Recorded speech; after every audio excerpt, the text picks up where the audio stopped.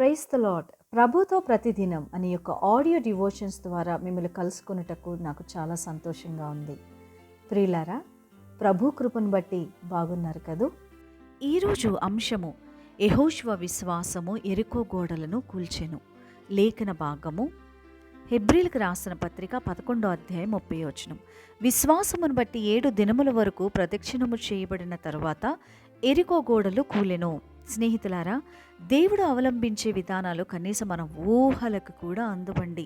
పని జరిగించడంలో దేవుడు అనుసరించే నియమాలు మనుషుల నియమాలకు పూర్తిగా భిన్నంగా ఉంటాయి. యెషయా గ్రంథం 55:8-9 వచనాల్లో, నా తలంపులు మీ తలంపులు వంటివి కావు, మీ త్రోవలు నా త్రోవలు వంటివి కావు, ఇదే యెహోవా వాక్కు. ఆకాశములు భూమికి పైన ఎంత ఎత్తుగా ఉన్నవో, మీ మార్గముల కంటే నా మార్గములు, మీ తలంపుల కంటే నా తలంపులు అంతా ఎత్తుగా ఉన్నాయి అని చెప్తా ఉంది. యెరికో గోడలు ఎంత బలమైనవంటే వాటిని కోల్చడానికి వారి దగ్గరున్న ఆయుధాలు అస్సలు సరిపోవండి. కానీ దేవుడు చెప్తున్న మాటలు ఏంటో తెలుసా? కేకలు వేయండి, యెరికో గోడలు కూలిపోతాయి.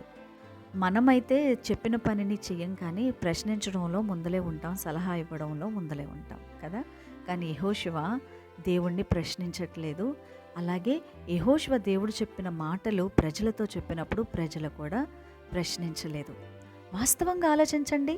ప్రదక్షిణాలు, బూరలు, కేకలు యెరికో గోడల్ని నిజంగా కూల్చగలవా?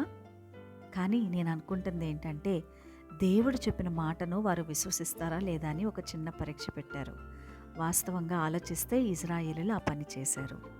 యెరికో గోడలు కూల్చగలిగేవి వారి కేకలు ఎంత మాత్రం కాదు, కానీ వారి విశ్వాసమే అని నేను అనుకుంటా ఉన్నాను.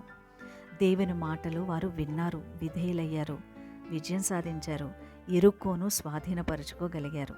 స్నేహితులారా, ఒక్క మాట, దేవునికి మనకు అడ్డుగానున్న యెరికో అనే పాపపు గోడ ఛేదించబడకుండా పరిశుద్ధతలోనికి మనం ప్రవేశించలేము. పరమ కానాన్ని మనము స్వతంత్రించుకోలేము కదా.